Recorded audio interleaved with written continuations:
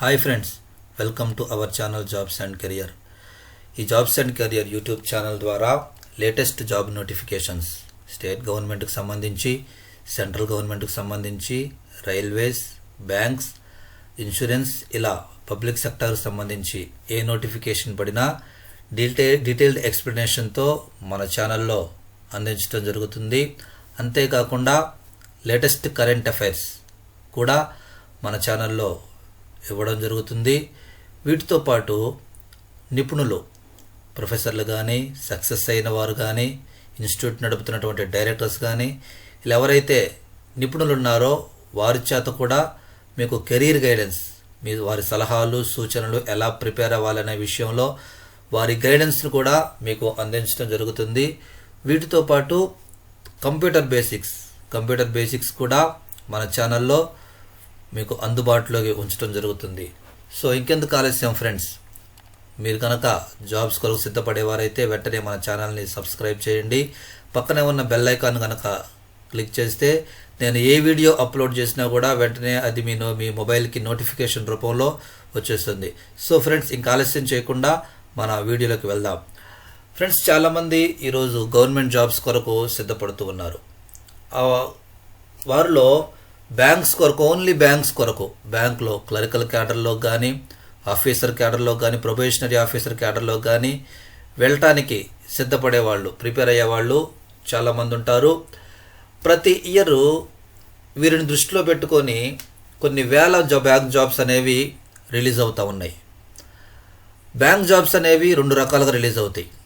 ఒకటి SBI, state bank of India అనేది ఒక powerful largest public sector bank కనుక ఈ SBI అనేది తన నోటిఫికేషన్ తానే రిలీజ్ చేసుకుంటుంది.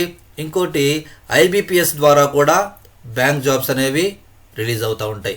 IBPSలో కూడా 19 పబ్లిక్ సెక్టార్ బ్యాంక్స్ ఉంటాయి. వీటన్నిటికీ ఒకే నోటిఫికేషన్ వస్తుంది. సో ఈ SBI ద్వారా, IBPS ద్వారా పడే నోటిఫికేషన్స్లో మనము SBI ద్వారా పడే నోటిఫికేషన్ కనుక మనము రాస్తే SBIలోకి వెళ్తాం.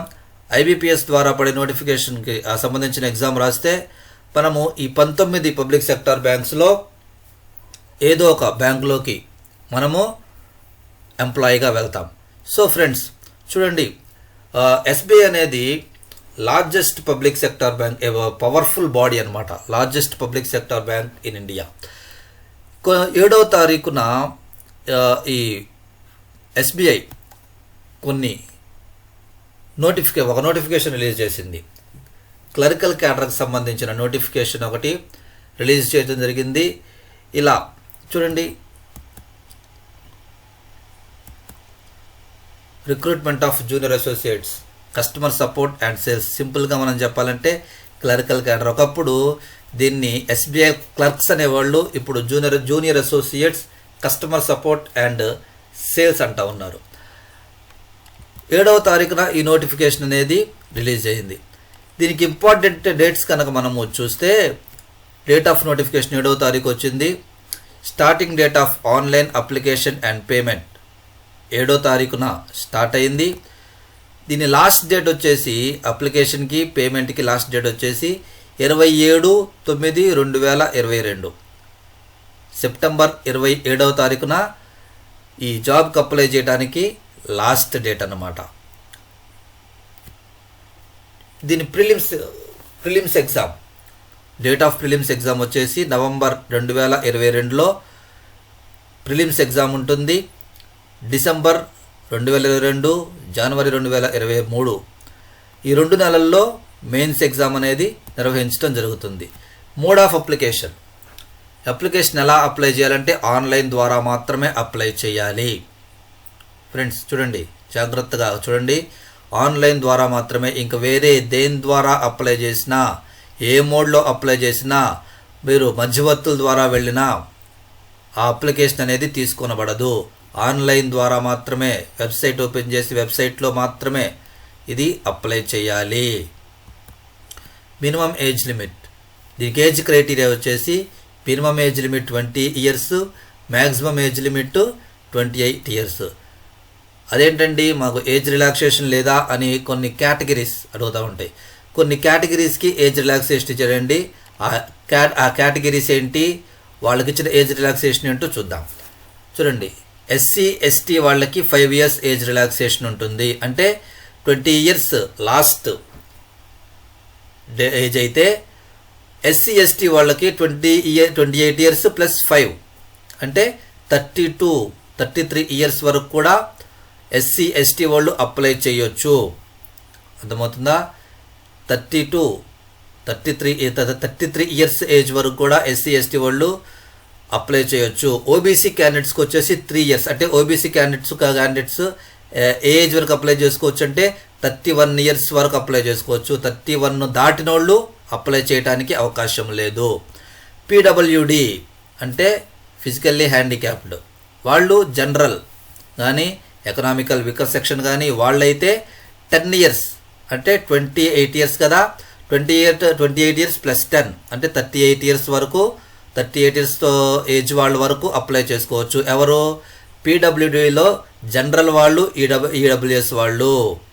తర్వాత పీడబ్ల్యూడిలోనే అంటే ఫిజికల్లీ హ్యాండిక్యాప్డ్లోనే ఎస్సీ ఎస్టీ వాళ్ళకి 15 years వరకు రిలాక్సేషన్ ఉంది. అంటే 28 years + 15 అంటే 43 years వరకు అప్లై చేయొచ్చు. 43 years ఏజ్ వాళ్ళ వరకు అప్లై చేయొచ్చు. ఎవరు?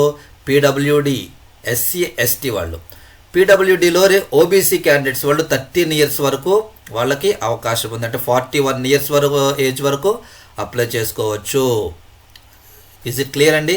ఎక్స్ సర్వీస్ మెన్కి లేదా డిజేబుల్డ్ ఎక్స్ సర్వీస్ మెన్కి వీళ్ళకి actual period of service rendered in defence services + 3 years. 8 years for disabled అంటే 8 years అంటే 28 + 8 ఇట్లాగా అప్లై చేసుకోవచ్చు. ఇది ఏజ్ రిలాక్సేషన్. నెక్స్ట్ మనం ఎసెన్షియల్ అకాడమిక్ క్వాలిఫికేషన్స్. మరి ప్రతి జాబ్ నోటిఫికేషన్స్కి ఎసెన్షియల్ ఎడ్యుకేషన్ క్వాలిఫికేషన్స్ ఉంటాయి కదా. అందరూ ఇంటర్మీడియట్ వాళ్ళు 10th class అప్లై చేయడానికి అవకాశం లేదు కదా. దీనికి ఎవరు అప్లై చేయాలంటే గ్రాడ్యుయేషన్ ఇన్ ఎనీ డిసిప్లిన్. అంటే నువ్వు ఏ డిసిప్లిన్లో అయినా, అంటే బీఏ చేసి ఉండొచ్చు, బీఎస్సీ చేసి ఉండొచ్చు, బీటెక్ చేసి ఉండొచ్చు, ఇలా ఏ డిసిప్లిన్ అయినా డిగ్రీ చేసి ఉండాలి, గ్రాడ్యుయేషన్ కంప్లీట్ అయ్యి ఉండాలి. అయితే ఎవరైతే డిగ్రీ ఫైనల్ ఇయర్ చదువుతున్నారో, అంటే డిగ్రీలో బీఎస్సీ, బీఏ, బీకామ్ వీటిల్లో ఫైనల్ ఇయర్ చదివేవాళ్ళు కానీ, బీటెక్ ఫైనల్ సెమిస్టర్ వాళ్ళు కానీ వాళ్ళు కూడా అప్లై చేయొచ్చు. ఎక్స్ సర్వీస్ మెన్కి 10th class ఉంటే సరిపోతుంది. అంటే ఆర్మీ నుంచి వచ్చిన వాళ్ళకి 10th class ఏజ్ ఉంటే సరిపోతుంది, 10th class చదివితే సరిపోతుంది. సో నెక్స్ట్ అప్లికేషన్ ఫీ ఎంత ఉంటుంది? అప్లికేషన్ ఫీ ఉంటుంది కదా. అప్లికేషన్ ఫీ ఎంత ఉంటుంది అని మనం గమనిస్తే జనరల్కి, ఓబీఎస్కి, ఈడబ్ల్యూఎస్కి, ఓబీసీకి, ఈడబ్ల్యూఎస్కి 750 + ఇంటిమేషన్ ఛార్జెస్. అంటే 750 ఫీజు ఉంటుంది, ప్లస్ ఇంటిమేషన్ అంటే నెట్ ఛార్జెస్ అని, వెబ్సైట్ ఛార్జెస్ అని ఇలాగా కొంత మొత్తం తీసుకుంటాడు. అంటే 750 + ఇంటిమేషన్ ఛార్జెస్ ఉంటుంది. SC ST, PWD, ex service men, disabled ex service మెన్కి ఫీజు అనేది లేదు. వాళ్ళు ఏ రూపాయి కూడా ఫీజు కట్టాల్సిన అవసరము లేదు.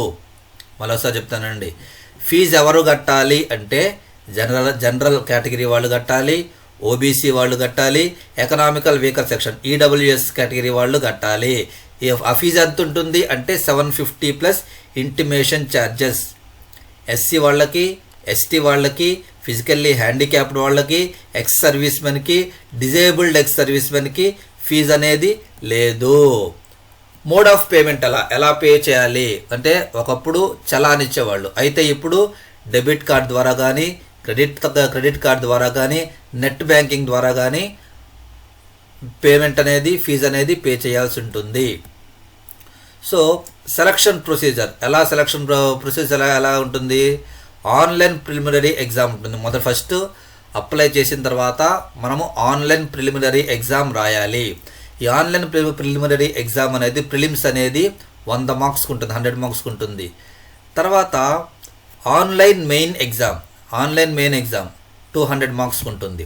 తర్వాత test of specified opted local language, అంటే నువ్వేమైతే లోకల్ లాంగ్వేజ్ ఆప్ట్ చేసుకున్నావో అప్లికేషన్ పెట్టేటప్పుడే నీ లోకల్ లాంగ్వేజ్ని పెట్టుకోమని సెలెక్ట్ చేసుకోమని ఇస్తాడు. అప్పుడు నువ్వేమైతే లాంగ్వేజ్, నీ లోకల్ లాంగ్వేజ్, నీ మదర్ టంగ్ ఏదైతే సెలెక్ట్ చేసుకుంటావో ఆ మదర్ టంగ్కి సంబంధించిన లోకల్ లాంగ్వేజ్ సంబంధించిన, అంటే మన లోకల్ లాంగ్వేజ్ ఏంటి, తెలుగుకు సంబంధించినటువంటి ఒక టెస్ట్ ఉంటుంది.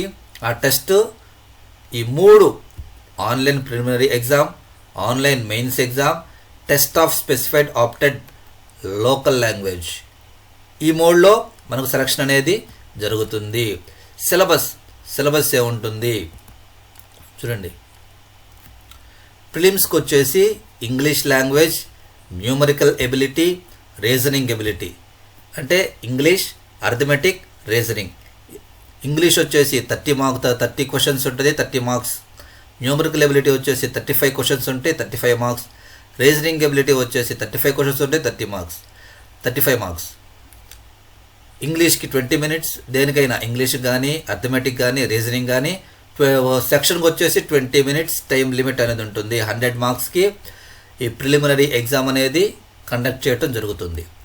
తర్వాత మెయిన్స్ ఎగ్జామ్ వచ్చేసి general or financial awareness, general English, quantitative aptitude, reasoning ability and computer aptitude. General awareness వచ్చేసి జనరల్ ఆర్ ఫైనాన్షియల్ అవేర్నెస్ వచ్చేసి 50 క్వశ్చన్స్ ఉంటాయి, 50 మార్క్స్కి 35 మినిట్స్ డ్యూరేషన్. జనరల్ ఇంగ్లీష్ వచ్చేసి 40 క్వశ్చన్స్ ఉంటాయి, 40 మార్క్స్కి 35 minutes time limit. Quantitative aptitude వచ్చేసి 50 questions ఉంటాయి, 50 మార్క్స్కి 45 minutes time limit. Reasoning ability and computer aptitude వచ్చేసి నెంబర్ ఆఫ్ క్వశ్చన్స్ 50 ఉంటాయి, maximum marks 60, 45 minutes time limit. Total time limit వచ్చేసి 2 hours 40 minutes. మ్యాక్సిమం మార్క్స్ వచ్చేసి 200. నెంబర్ ఆఫ్ క్వశ్చన్స్ వచ్చేసి total number of questions వచ్చేసి 190 questions ఉంటాయి. ఈ 2 కూడా qualify అయిన తర్వాత మీకు ఆప్టెడ్ లాంగ్వేజ్లో మీకు టెస్ట్ అనేది ఉంటుంది. చూడండి, చాలామందికి డౌట్ ఉంటుంది, బ్యాంక్స్లోకి ఈ క్లరికల్ క్యాడర్లోకి వెళ్తే శాలరీ ఎంత ఉంటుంది అంటే బేసిక్ పే వచ్చేసి 19,900, అంటే అప్రాక్సిమేట్లీ, అంటే రౌండ్ ఫిగర్ వచ్చేసి 20,000 స్టార్టింగ్ శాలరీ ఉంటుంది. ఇంకా దాంట్లో మీరు ప్రమోషన్ల మీద ఎదుగుతున్నప్పుడు శాలరీ అనేది పెరుగుతుంది, సీనియారిటీ మీద మీ శాలరీ అనేది పెరుగుతుంది. సో ప్రొబేషన్ పీరియడ్ వచ్చేసి 6 months ప్రొబేషన్ పీరియడ్, అంటే ట్రైనింగ్ పీరియడ్ వచ్చేసి 6 months ఉంటుంది. తర్వాత pre exam training. SBI may arrange a pre-examination training at certain centers for SC, ST, ESM, religious minority community candidates consonant to the guidelines issued by Government of India. అంటే government of India కొన్ని guidelines issue చేసింది. ఇట్లా banks jobs ఏదన్నా పడితే SC వాళ్ళకి, ST వాళ్ళకి, ex service మెన్కి, religious minority community వాళ్ళకి ప్రీ ఎగ్జామినేషన్ ట్రైనింగ్ అది ఫ్రీగా ప్రీ ఎగ్జామినేషన్ ట్రైనింగ్ అనేది మీరు అరేంజ్ చేయండి, దానికి ఇంట్రెస్ట్ ఉన్న వాళ్ళు వస్తారు అని కొన్ని guidelines government of India issue చేసింది. సో ఆ గైడ్లైన్స్ని బేస్ చేసుకొని ఈ SBI కూడా ప్రీ ఎగ్జామినేషన్ ట్రైనింగ్ అనేది, అంటే ఈ దాదాపు 1 month ప్రీ ఎగ్జామినేషన్ ట్రైనింగ్ అనేది జరుగుతుంది. ఈ ప్రీ ఎగ్జామినేషన్ ట్రైనింగ్లో మరి కొంత కోచింగ్ అనేది మరి ఇవ్వటం జరుగుతుంది. సో ఎలా అప్లై చేయాలి, అప్లై చేసే ముందు మనం కొన్నిటిని రెడీ చేసి పెట్టుకోవాలి. అదేంటంటే scanned photograph.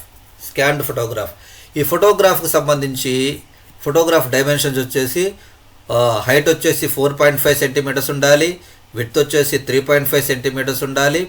Photograph recent style colour photograph అయి ఉండాలి. ఎప్పుడుదో నేను 10th క్లాస్లో ఉన్నప్పుడు పెడతానండి, ఇంటర్మీడియట్లో ఉన్నప్పుడు పెడతానండి, 10 సంవత్సరాల క్రితం పెడతానండి అంటే కుదరదు. రీసెంట్ కలర్ ఫోటోగ్రాఫ్ అయి ఉండాలి. అది కలర్ ఫోటోగ్రాఫ్. చాలామంది బ్లాక్ అండ్ వైట్ పెడతారు. అది బ్లాక్ అండ్ వైట్ ఫోటో పెట్టినా మీరు ఎప్పుడుదో ఫోటో అప్లోడ్ చేసినా SBI వాళ్ళు యాక్సెప్ట్ చేయరు. రీసెంట్ స్టైల్ కలర్ ఫోటోగ్రాఫ్ అయి ఉండాలి. Make sure that the picture is in color, taken against a light colored, preferably white background. అంటే నువ్వు పిక్చర్ కలర్లో ఉండాలి, బ్యాక్గ్రౌండ్ వచ్చేసి లైట్ కలర్లో ఉండాలి. వైట్ బ్యాక్గ్రౌండ్ అనేది ప్రిఫర్ చేస్తూ ఉన్నారు. వైట్ బ్యాక్గ్రౌండ్ ఉంటే మంచిది, వైట్ బ్యాక్గ్రౌండ్లో ఫోటో దిగితే మంచిది. సో ఇది ఎట్లా ఉండాలంటే స్ట్రైట్గా చూస్తూ ఉండాలి. స్ట్రైట్గా చూస్తా, కెమెరా వైపు స్ట్రైట్గా చూస్తూ ఉండాలి, రిలాక్స్డ్గా ఉండాలి. నేను ఒకవైపు తిప్పి ఒకవైపు ఫేస్ తిప్పి లేకపోతే టెన్షన్గా చెమటలతో ఉండకూడదు. స్ట్రైట్గా కెమెరాని ఫేస్ చేస్తూ ఉండాలి, కెమెరా వైపు నీ ఫేస్ ఉండాలి. రిలాక్స్డ్ ఫేస్ అంటే ఫేస్ రిలాక్స్గా పెట్టి ఫోటో దిగి ఉండాలి. Size of the file must be 20 KB to 50 KB. 20 KBకి 50 KBకి మధ్యలో ఫైల్ అనేది ఉండాలి. ఇది ఫస్ట్ ఫోటోగ్రాఫ్ అనేది ఫస్ట్ అట్లా స్కాన్ చేసుకొని ఈ ఇన్స్ట్రక్షన్స్తో నువ్వు ఫోటోని ప్రిపేర్ చేసుకొని పెట్టుకోవాలి. నెక్స్ట్ వచ్చేసి సిగ్నేచర్ కూడా స్కాన్ చేసుకోవాలి. ఈ సిగ్నేచర్ ఎలా స్కాన్ చేయాలంటే ఫస్ట్ వైట్ పేపర్ మీద బ్లాక్ పెన్తో సైన్ చేసి దాన్ని నువ్వు స్కాన్ చేసుకొని ఉండాలి. ఈ సిగ్నేచర్ డైమెన్షన్స్ వచ్చేసి 140 పిక్సెల్స్ విడ్త్ ఉండాలి, 60 పిక్సెల్స్ హైట్ ఉండాలి. 140 పిక్సెల్స్ విడ్త్ ఉండాలి, 60 పిక్సెల్స్ హైట్ ఉండాలి. ఈ సిగ్నేచర్ ఫైల్కి ఎంత సైజ్ ఉండాలంటే 10 KB to 20 KB మధ్యలో ఉండాలి. 20 KB కంటే దాటకూడదు, 10 KB కంటే తగ్గకూడదు. 10 KB కంటే తగ్గకూడదు, 20 KB కంటే పెరగకూడదు. 10 KBకి 20 KBకి మధ్యలో ఉండాలి. ఇది సెకండ్ పాయింట్. థర్డ్ పాయింట్ వచ్చేసి లెఫ్ట్ థంబ్ ఇంప్రెషన్. నీ లెఫ్ట్ హ్యాండ్ థంబ్ ఉండేది కదా, left hand thumb impression scan చేసుకోవాలి.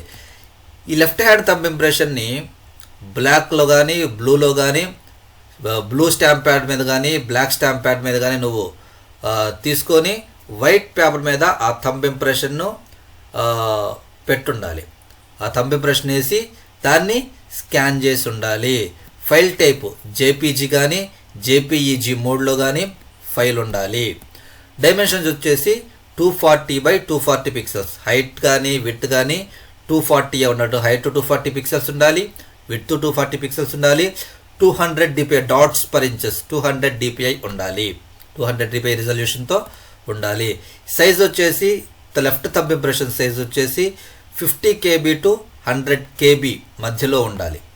అర్థమవుతుందా? 50 KB to 100 KB మధ్యలో ఫైల్ సైజ్ అనేది ఉండాలి.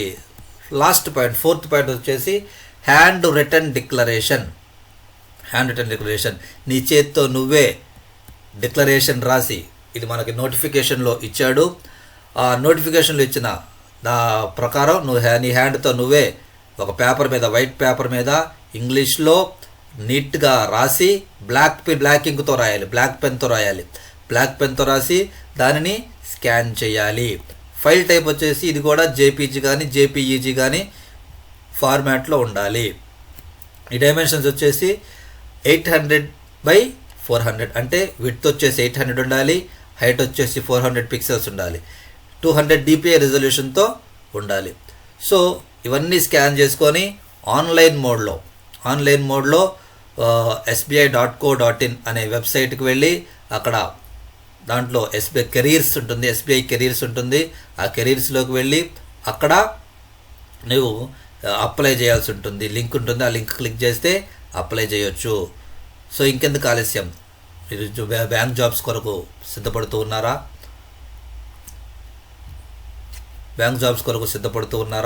వెంటనే ఎస్బీఐ జాబ్స్ పడ్డాయి, క్లరికల్ క్యాడర్లో జాబ్స్ పడ్డాయి. వెంటనే అప్లై చేయండి. All the best, take care, God bless you. ఈ వీడియో కనుక మీకు నచ్చితే లైక్ చేయండి, షేర్ చేయండి, కామెంట్ చేయండి. ఇంకా చాలామంది మీకులాగే జాబ్స్ కొరకు సిద్ధపడుతూ ఉన్నారు, వారికి కూడా దీన్ని షేర్ చేయాలని మీ అందరికీ నేను తెలియజేస్తూ ఉన్నాను. జై హింద్.